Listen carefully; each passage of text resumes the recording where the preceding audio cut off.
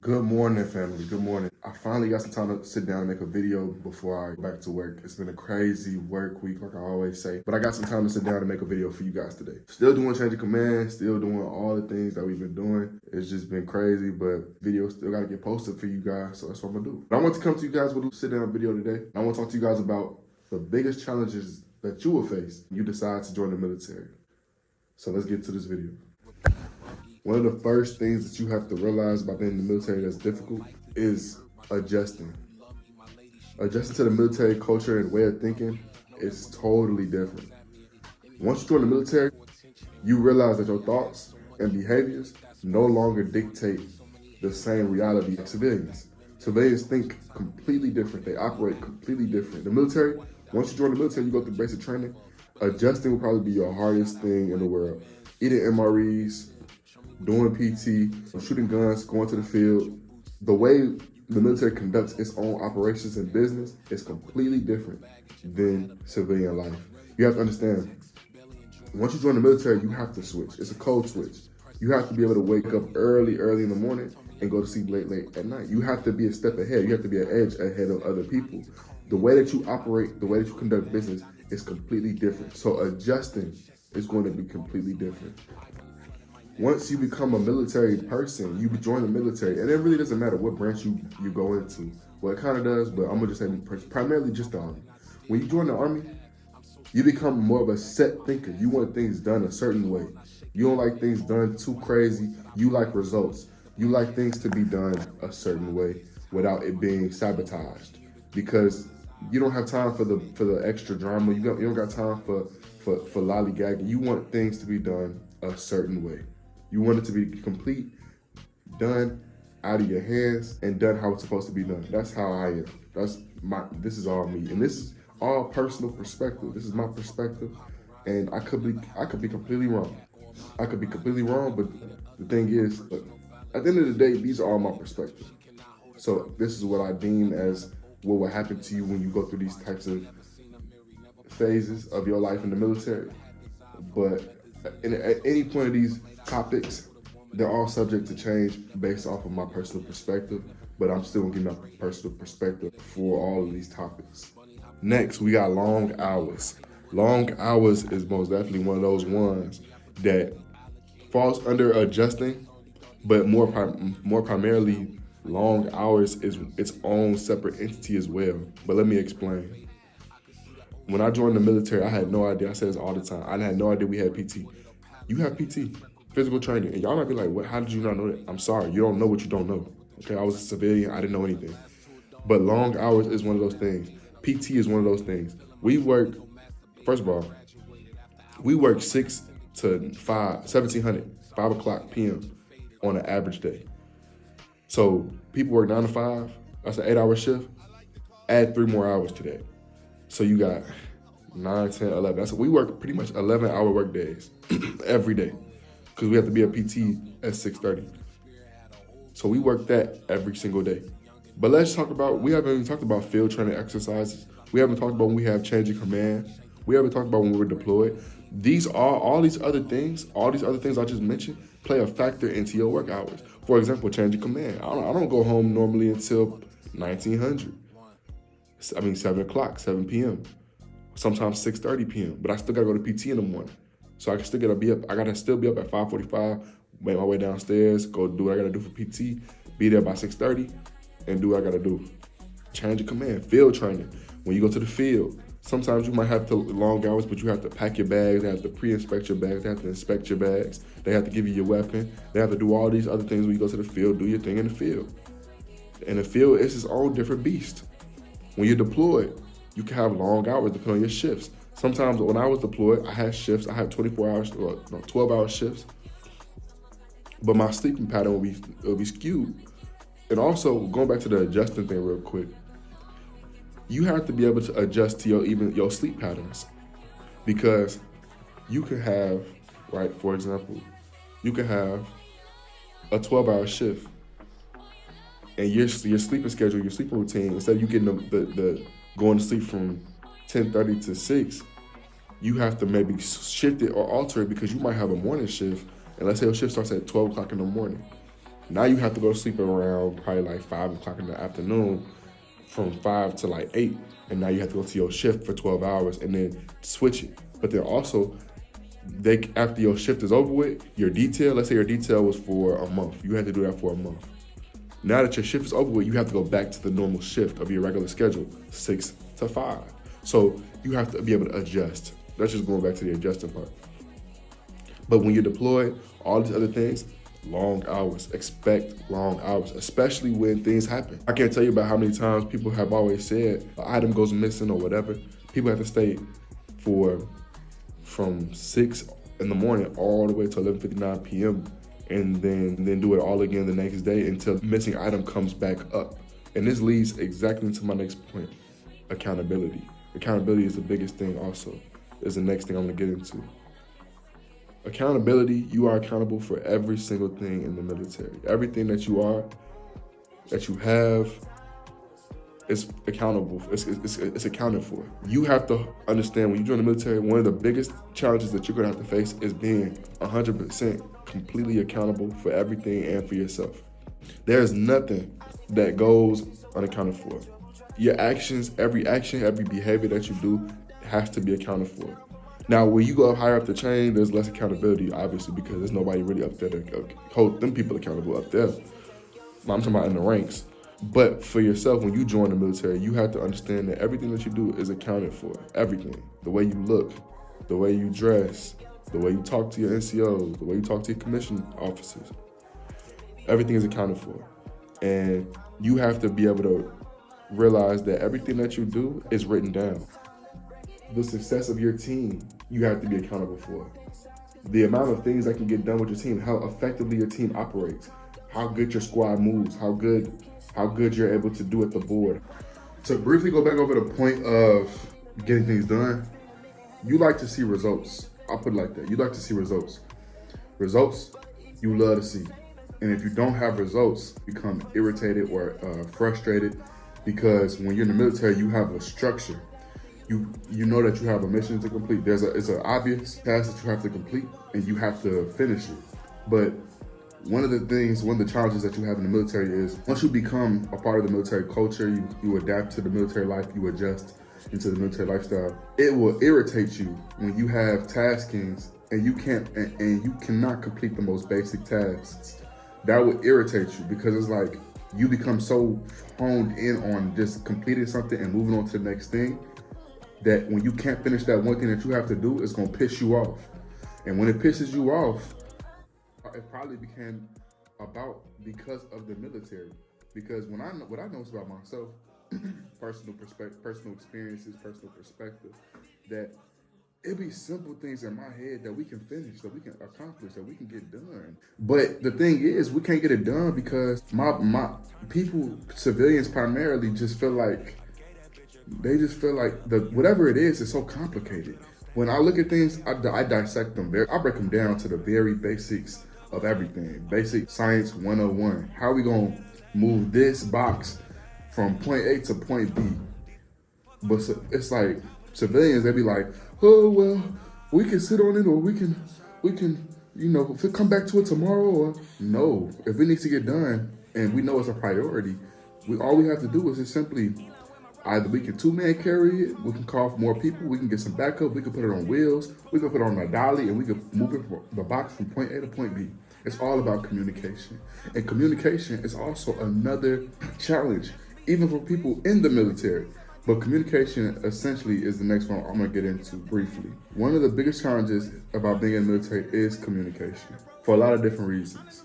But one of the most common reasons communication could be seen as a challenge in the military is simply due to the fact that people just don't communicate. It's very hard to communicate clear-cut instructions. Yes, in the military, things are very cut dry, but you have sometimes in the military where people just don't communicate effectively or clearly or even concisely.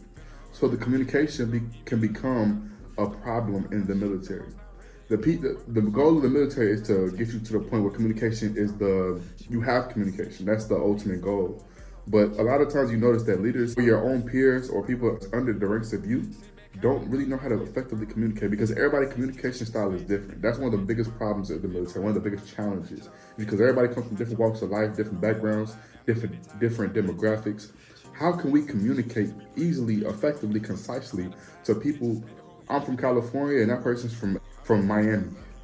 How can I communicate them to do something, motivate them, and get the task done effectively? That's one of the hardest challenges in the military is communication, because you will quickly learn that everybody comes from a different walk of life. It's really it's crazy, but it's the reality of the situation. We all come from different places.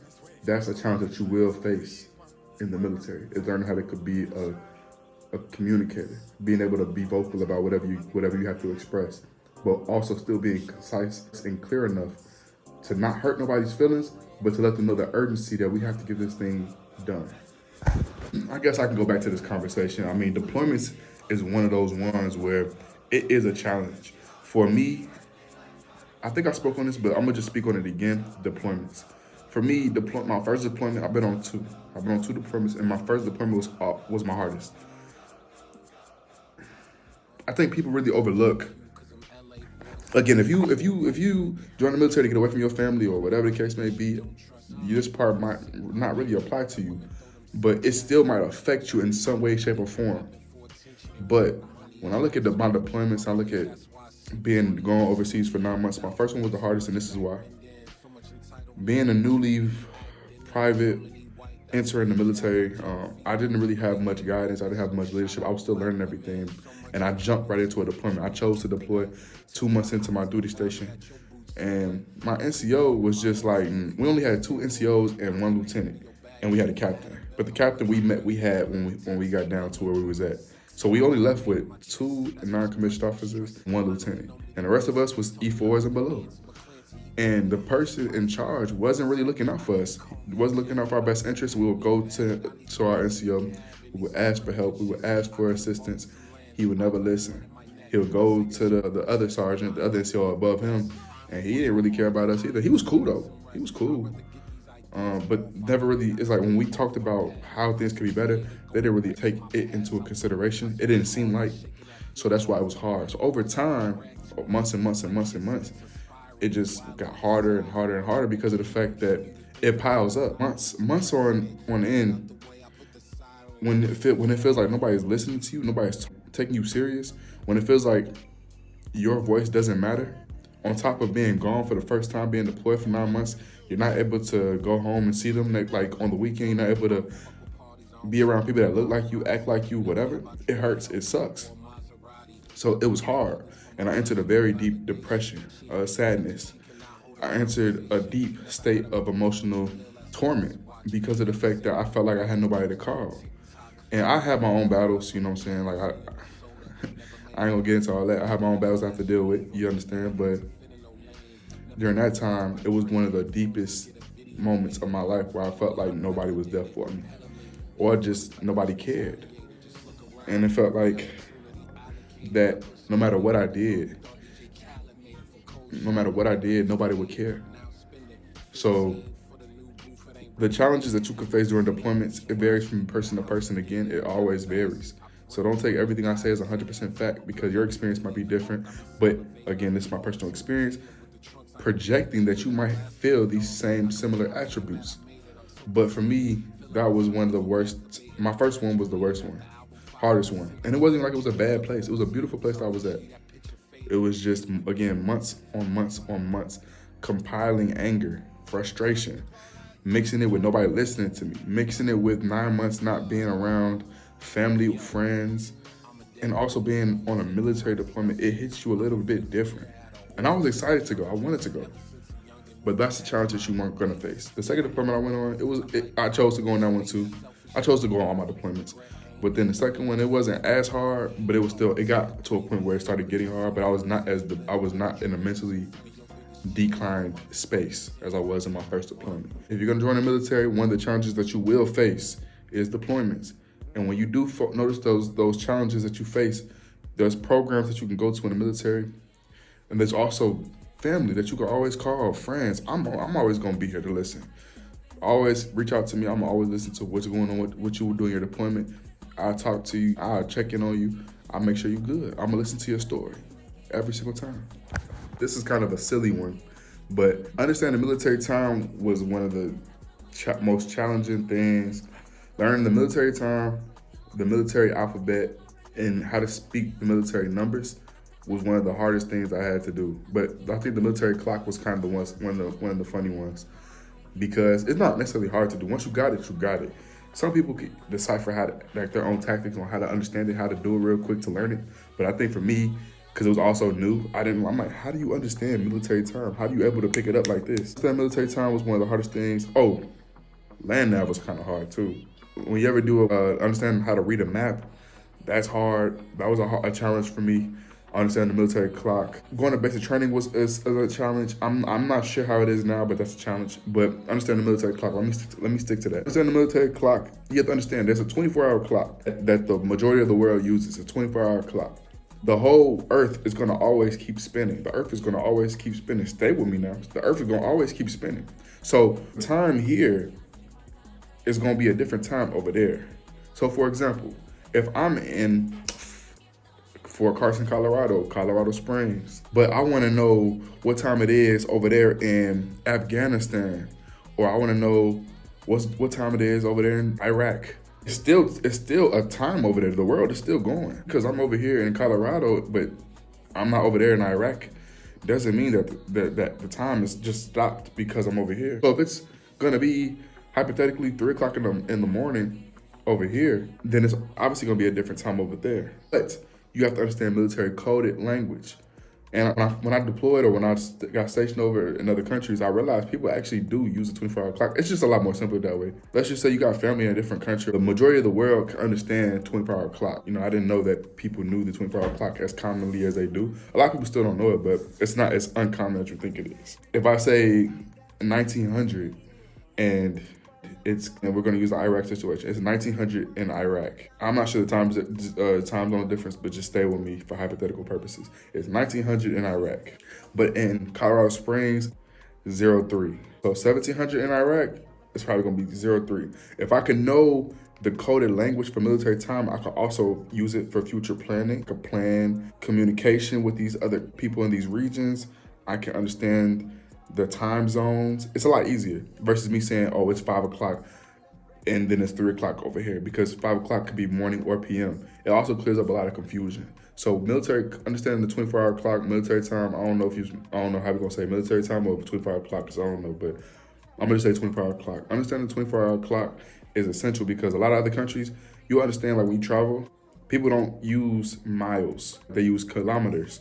But it's just an easier way to communicate with people in other regions. In North or South Korea, they don't use miles, they use km. A land nav, if you haven't read a map in a long time, to pinpoint your own location, to understand different locations, it's very, very difficult. It's very challenging. That's one of the things that you're gonna have to understand when you join the military. How to read a map, how to understand a map, how to understand your location in the map, where you can know where you are if you get lost.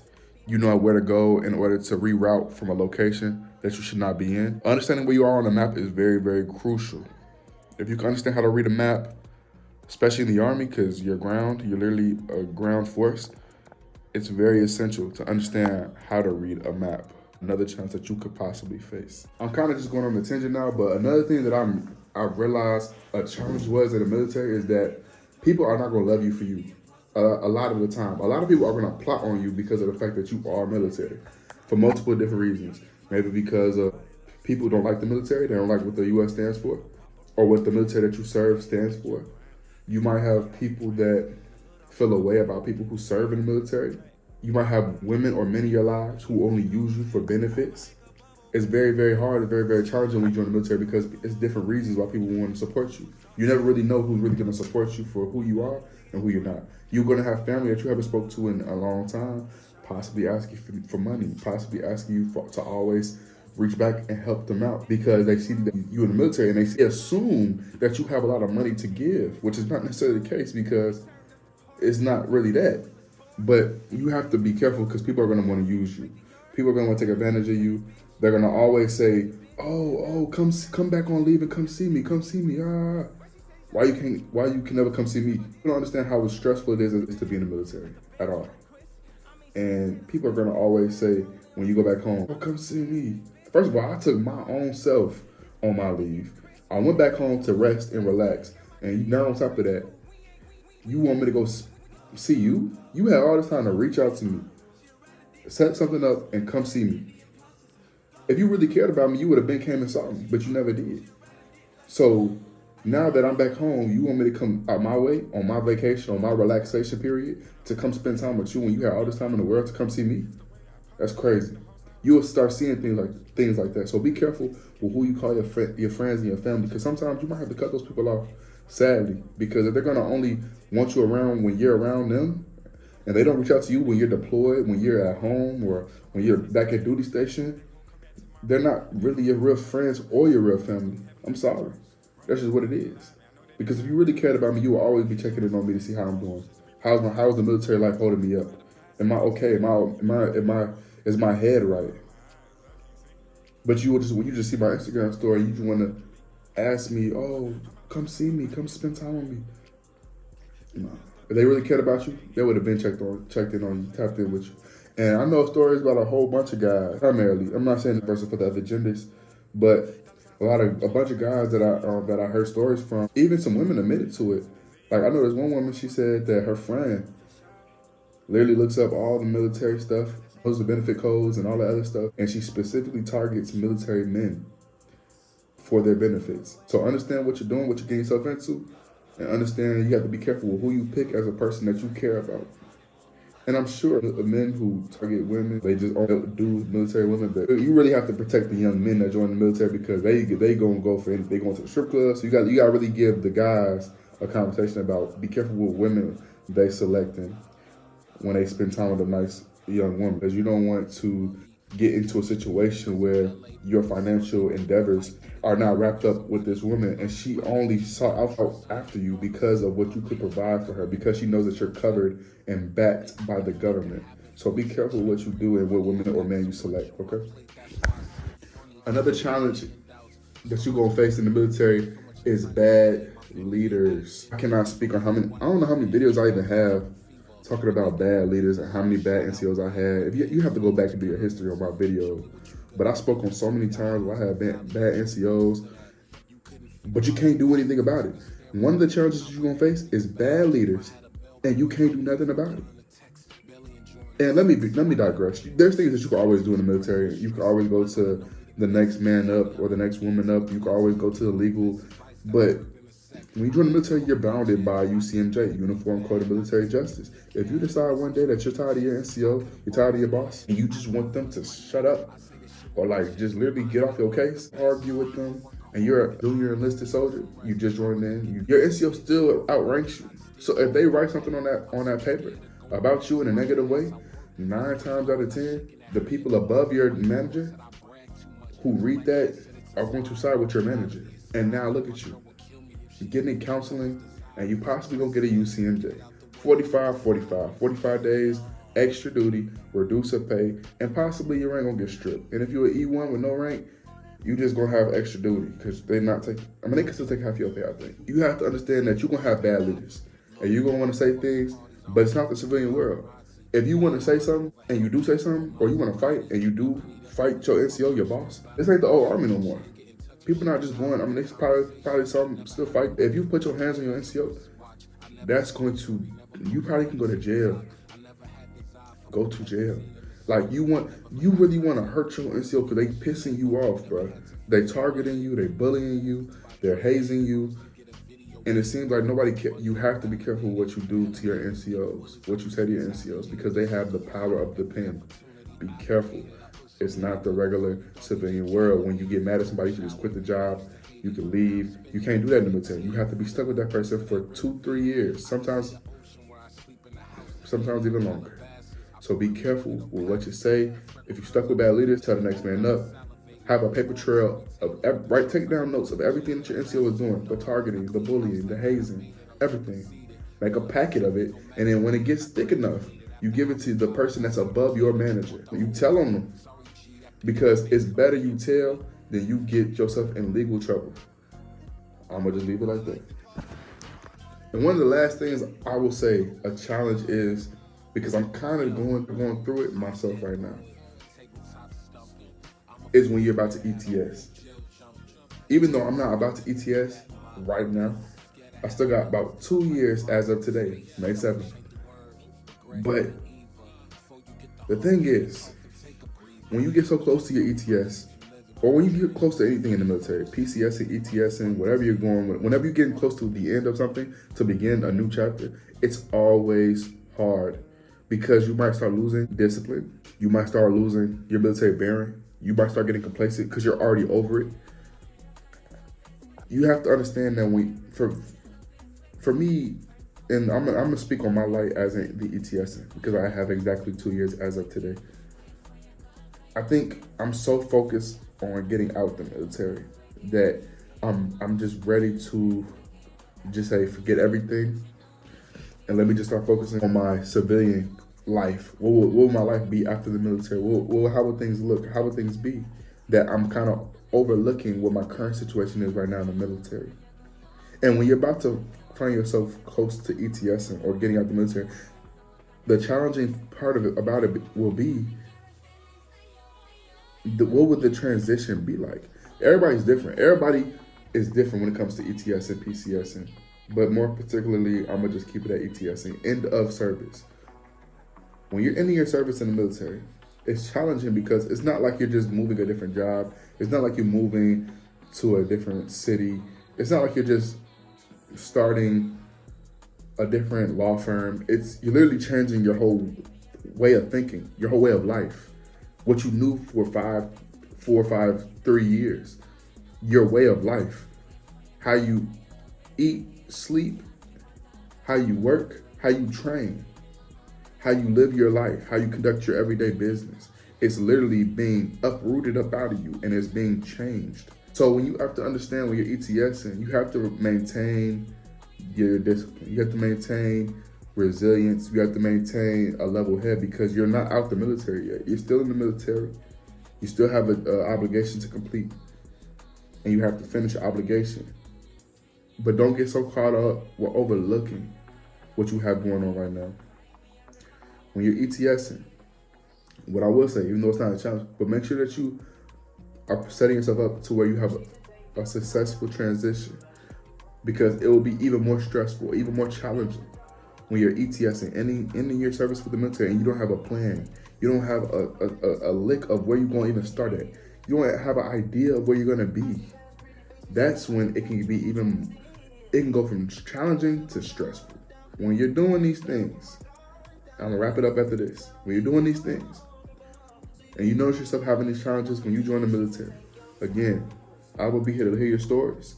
I'll be here to listen to you and I'll be here to give you some advice. But Issjivan, as always, loves you and continues to be amazed by how much support you guys have been giving me. All right, leave a like on the video, subscribe and share.